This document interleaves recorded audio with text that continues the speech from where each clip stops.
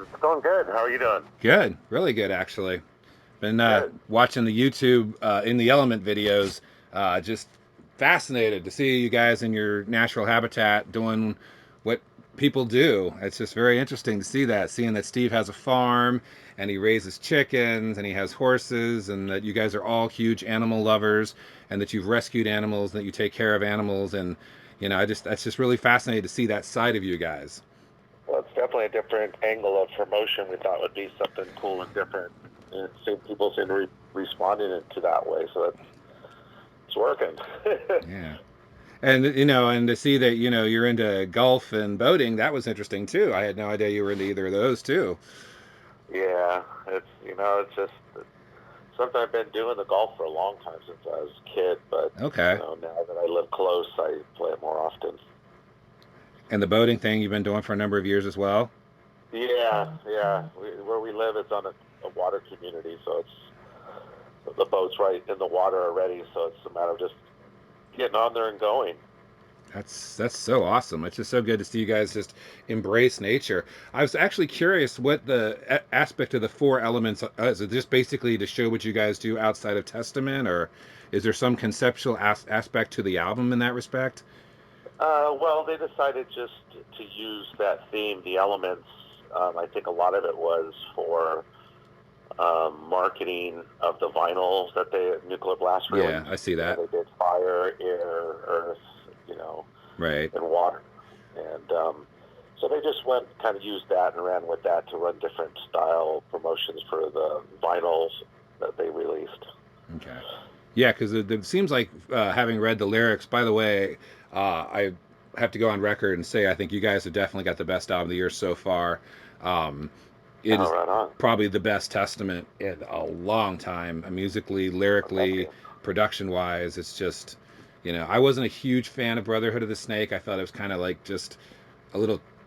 It was like the next album after, and it didn't feel like it was just you guys congealing. But now that you guys have had the same solid lineup and really writing together and putting together, it's just this is just a fantastic album. And I have to say Well, it's a also, 9-day process. Definitely, the process for Brotherhood was like pulling teeth. It took us like oh, two okay, years. okay, For this one, the process was about 9 months, and we came up the Slayer reunion tour.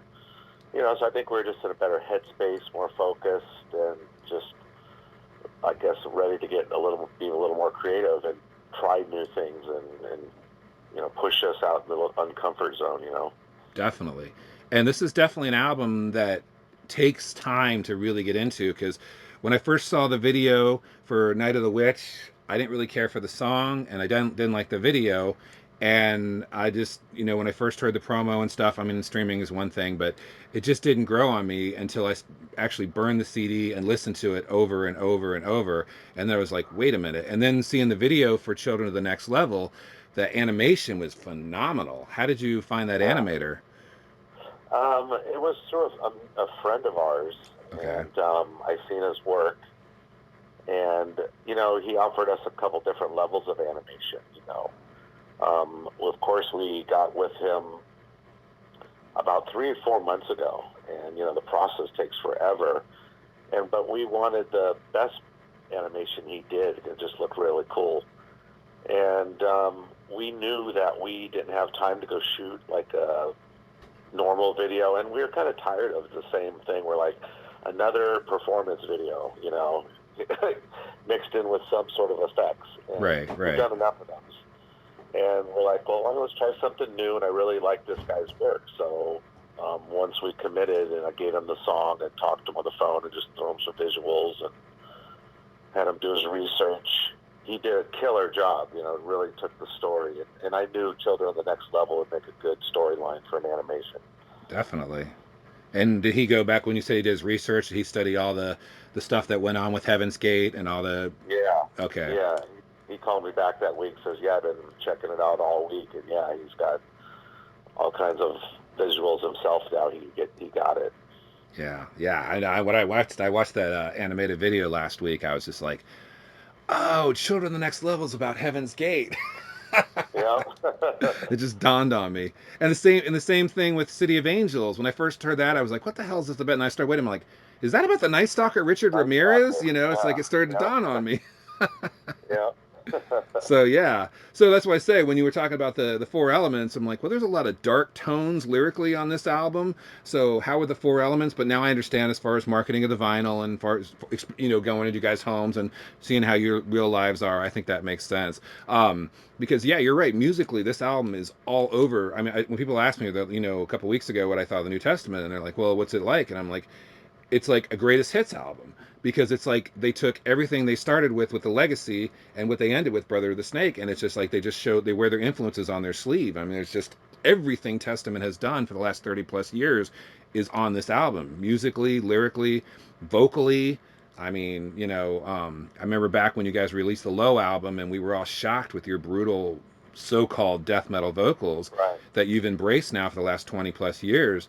But you just have such a great way of doing that where you're still so discernible and you're so we can understand what you're saying. It's a very unique style the way you sing, you know. Yeah, this record, I mean, it's just this was a different process, I think, on this record. We really did.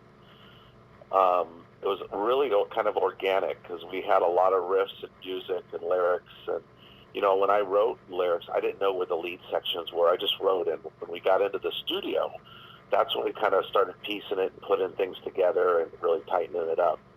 But like a lot of the vocal stuff, there was probably, I'd say, 4 or 5 songs that I went in there and just let the tape roll and kind of mumbled my way through it, found patterns and words that songs kind of got created and built on.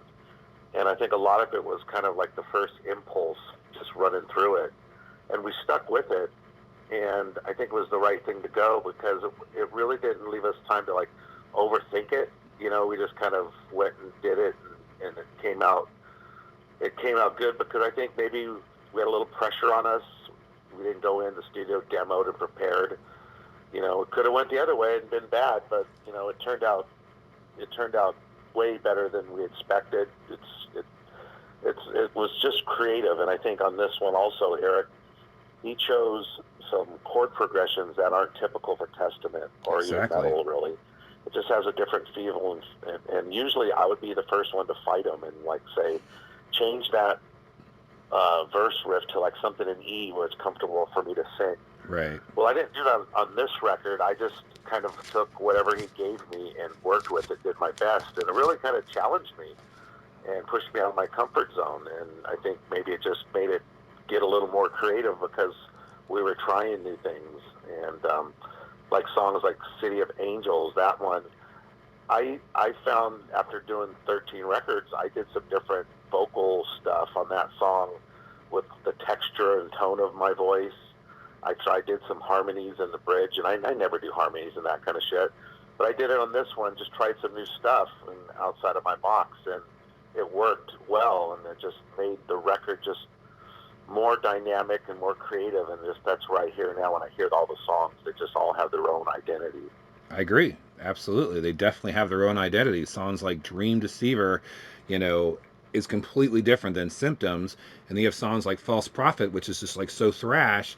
But then you got songs like, The Healers, which is almost borderline death metal. Some of the drums and some of the bass, and it's just so almost brutal death metal. And is The Healers a reference also to your Native American uh, Yeah, heritage and everything? yeah, yeah. When I was sick with cancer, I had 3 Indian medicine men Right. that I visited, and just basically one of them passed away a few years ago. Oh, The okay. second one has Alzheimer's, and the Oh, third wow. one moved away off the mountain where we had our sweat lodges. So I kind of lost touch and wanted to kind of just pay homage to those guys, what they did for me, what I learned from them, and just each part of the song I describe what they taught me, what they Okay. did for me.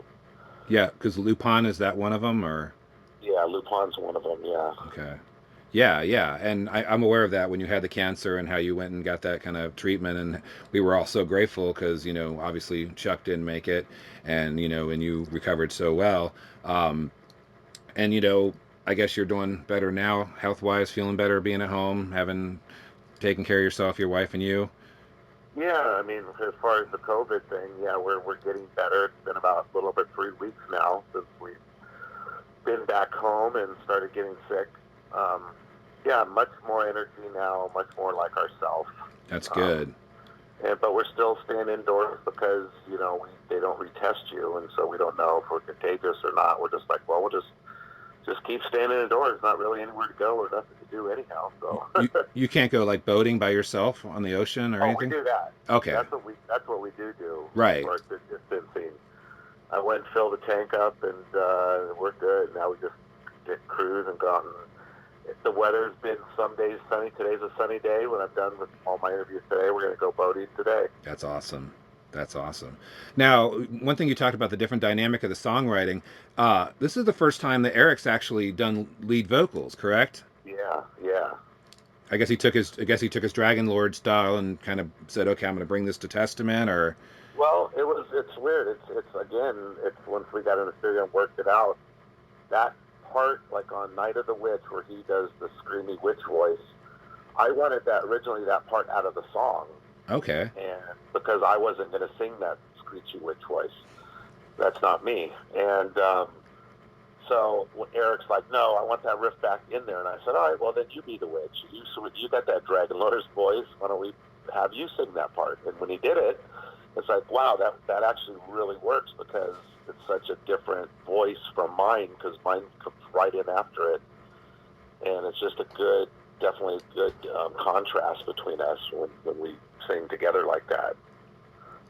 and he did on Curse of Osiris as well, correct? Yeah, on that one as well, and that one I kind of wrote it for him. Once I had him uh, sing on the other one, I had that part for him because that's totally where it's like the blast beat black metal part in that song. Where I thought, okay, Eric's going to sing this part here too. Yeah, that's awesome. Now, did Steve in any way contribute to some of the songwriting? Because his bass is so prominent on the opening of Coda Hammurabi and several other parts where you can just hear him. It's like that old Sadist style thrash bass that Steve is so well known for. Did he help write some, or He didn't write anything, but it's so funny because me and Eric wrote all the riffs, just vocals, guitar, and a drum. So that I never heard the bass until he put down the bass on the record. okay? That's when I finally heard it, and it's so funny because thank God we have someone as great as Steve play bass.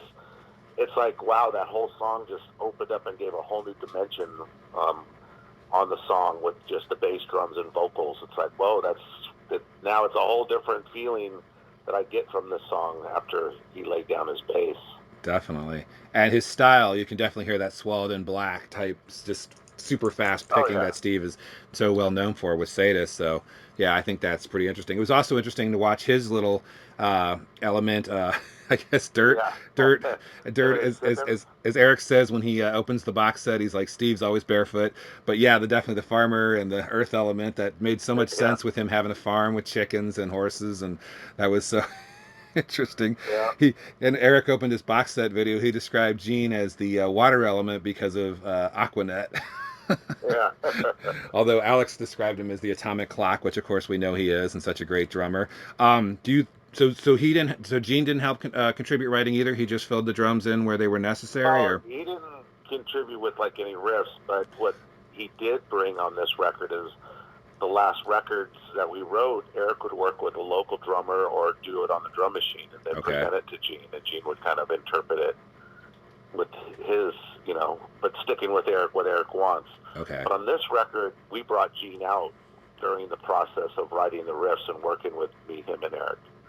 And I think it just made for a better record. Gene just out of the gate, just every song he's crushing it. oh God, yeah, And there's just something about the foundation on this record. He laid down a really strong one. And I think there's just because maybe he was there at the beginning, because his drums just got better and better all the way up to when he was going to record. yeah. And I think the aspect of the holy trinity of you, Eric, and Alex, which you guys solidified, in the '80s so well with so many kick-ass albums like Practice What You Preach, and then bringing in such great Bay Area talent or California talent as Steve from Sadis and Gene from Dark Angel and all the bands he's done since. I think that's another thing that, given because we're all getting older, and getting more mature and settling down, to take all that '80s, you know, essence and to bring it and coalesce it into where we are now, and yet still every one of these musicians, yourself included, are just so good at what you're doing. In some respects, better. And I think that's Well, I mean, I think it's like anything you do in life. I mean, the more you do it, the stronger you get. You're a weightlifter. The longer you lift the weight, the stronger you get. Like anything you do. So I think we've been on the road pretty consistent since we kind of had the reunion in '05. I absolutely. think from that point we've kind of got back, to full time touring, and I think that something to do with that just makes us tight because like when we go tour, we don't really like rehearse before once we're rolling because it's just like we know all the songs. We're ready to go. That's awesome. So I think just writing the records and what we do now as a band, and I think a lot to do with it also is we're comfortable as a band and friends. We don't have arguments and not never get along and disagree, and that has a lot to do with it. We all respect each other's opinions, and that helps the process. That's awesome too. Now, when this virus, whatever happens, is kind. By the way, am I allowed to ask how Steve is doing, or have you heard Steve, anything? yeah, Steve is doing much better now.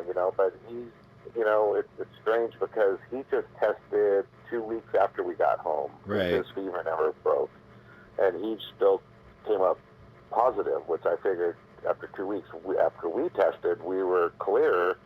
But it's like his came out positive, so we were like, are we still positive, even though we're feeling better? Right. You know, but he's feeling like us. He's finally up and out and hanging with the chickens. Yeah, so that's awesome. I think also the fact that you guys are getting outside and getting fresh air and all that, but also I personally think your communication with the animals and your bonding with the animals is helping as well. Um, so when you guys do plan to tour, what kind of songs are you planning to maybe put into the set besides maybe the two songs that already have videos? We don't know until we start practicing Okay. those. Like once we get ready to go back out, since this is new songs, we'll definitely have to have the rehearsals. Okay. But we did play Night of the Witch and Children of the Next Level so far on tour while we toured last month, Okay. Okay. and those were very strong live songs and just felt really good. But I think last record and this record, it's the first records that, because usually when you have a new record, you put out one or two, maybe three songs, in your set. But these ones all have a really good live feeling. So I'm sure these are going to try to get, like, I would say at least 4 to 5 songs off of this record out of the gate in the set. That's awesome. And that's that, those of us who've seen you guys since back to the Legacy days, I know a lot of people always want to hear the hits, and you've done albums in their entirety. I've seen you guys do the Legacy in the entirety. I've seen you do New Order entirety, skipping the Aerosmith cover and stuff like that. So I think, we kind of do want to see you, do the new stuff live. And we do, I personally like to see that. I mean, obviously want to hear the hits, but, we want to see these new songs that we've heard, whether it's on vinyl, cassette too. I thought that was awesome that you guys put this out on cassette, and then the packaging looks great on that with a little blue cassette and then full book. Yeah. That's cool too. Yeah, that's more of a collector. That's something Yeah. Nuclear Blast is great at doing. Right. Well, and But I like in Europe, the tour we just did, we took out on this last run a lot of the classics that we've been playing for years and decided to kind of go with some deep cuts. And it was some work to do it, but it was the payoff was great because by the time we were on tour and getting tight as a band, the songs were just so fun to play. And I think once we get back out there, we'll probably do the same because we'll probably have a mixture of some good, cool deep cuts and more of the newer stuff. what were some of the deep cuts you enjoyed playing? Well, we did songs like Last Dance for Independence, Careful What You Wish For. We did, what is it? I can't think of the song right now. I understand. Greenhouse Effect, we played Wow, out. Greenhouse Effect. There's with a Yeah, we video from played that a long 1989. time. Yeah, from Practice What You Yeah, Preach. yeah, that was fun. And uh, there's a few others I can't think of. That's I understand. But we went with some, deep cuts off of those records, which were fun, to play like Henchman Ride, songs like that. And, Oh wow, uh, yeah, definitely. yeah, just some cool cuts that we don't play and haven't played in a while. And I think that was fun to do, and it was fun to play, and the crowd really enjoyed it. Have you ever thought about bringing back the ballad or Return to Serenity into the set? We always talk about it. Eric keeps saying we're going to play like Return back in the set, but we just haven't done it. Maybe on a headline run, we probably will give it a shot. But Yeah, because you guys had a great video for the ballad back in 1989, yeah, where you're all playing to like a little bar of 15 people. yeah, yeah, I watch those yeah. videos Those are incessantly. fun. Yeah, yeah. I mean, Practice What You Preach is my favorite album, so I watched those videos on MTV back in the day, anytime they aired. I'm glad to see you guys are getting the recognition you deserve. I mean, I know it was difficult for a while when the band would kind of disintegrate and you'd only have key members, and you go through different. You've had some All great right. musicians in the past play in the band, which is also a number of wonderful things. I think right now you definitely have your best lineup. I think you guys, it may be a all-star lineup, they say, but I still think it's just, and like you said, you're friends, which makes it great, that you're all working together in that respect. Yeah, and I think just since we had since I beat cancer and had the reunion, because I didn't think this band was going to continue at that point. Exactly. So I think from when I started back up as with the reunion, things have changed. We kind of write for ourselves and just are feeling blessed, and it's not necessarily a competition or trying to be the best or the heaviest or whatever. We just kind of are comforted in Testament and you know continuing on with some of the guys that we started this thing with, Right. and so it's just a whole different, I guess, era of where we're at as a band, Exactly. right now. Exactly. Definitely a new era. That's a good way of putting it. And Yeah. what a great a variety of songs, because you're right. They're not just, as people maybe just be expecting songs to sound like this particular album or this particular album, but like I said, it's more like a greatest hits, because there's so many different riffs that are traditional Eric riffs that we know going all the way back to the Legacy and the New Order. But then there's just, like you said, I think your songwriting is helped improve it too. I really think you guys have put out a really good solid effort and a good album, and I think this will be the one that really puts you guys, once you get back on tour, of course, given the current situation. But um, and obviously Nuclear Blast is going to promote you and give you the benefit with the videos you guys did as far as putting in your element, as well as now with the opening of the box set. It was interesting to see Eric open the box set and then Alex open the box set and like not be aware of what each one experienced, and that Right. box set's pretty fascinating with the lenticular 3D. And I don't get vinyl anymore. I did back in the day. I have your early stuff on vinyl, but I don't get vinyl anymore, and I don't even get cassettes. But if money wasn't an issue, I'd get all that stuff. But I am happy to have the CD, and I did put on my Facebook page when I opened it on Friday that I thought the packaging was great. The booklet is very nice, very well done. Um, it's just I'm glad Nuclear Blast is really giving you guys that push and that promotion. Yeah, they're a great label. They're always been supportive of us and give us the freedom, to write and do what you do. And it's been not that's been another turning point for the band once we signed with Nuclear Blast. Whole different game, having a team of people that believe in you and know what to do with you. Right, because I'm sure Atlantic probably didn't care for you too much back in the 80s when they were. At the end of the deal, they didn't know what was going on and didn't care anymore. And they were always focused even at the beginning of our career as kind of like a radio Of course. friendly band looking for the next single and Right. ballad and stuff, and really tried to push Testament in that direction. Right. It was really a misrepresentation of who we were when we were out there, selling records. Right. Right. Yeah, that's why I thought a lot of people think Return to Serenity was kind of like you guys being forced into doing something that was out of your comfort zone, even though it's still a good song. So Yeah, I mean, we did a good job at that stuff, but it was just like a different time period. it was. I agree. Things were different. Radio bands were playing on radio, 24/7, or even drive time traffic. Right. Right. Well, Chuck, it's been an honor. I followed you guys since the very beginning. I never was able to obtain the Legacy demo, but I remember always reading about the Legacy demo. I bought the Legacy cassette the day it came out, and I've been a fan ever since. So, and I've Awesome. seen you about 22 times. So, Well, I appreciate it, man, and thank you for supporting the record. absolutely. Spreading the word. So, well, have fun. Go when you finish all these annoying interviews. Go boating. Spend time with your wife and family. Enjoy the weather, and I hope everybody in the band feels better and everything good, so you can be on tour by this summer. Well, thank you so much. All right, you take care, All man. right. All right. All Bye right. now.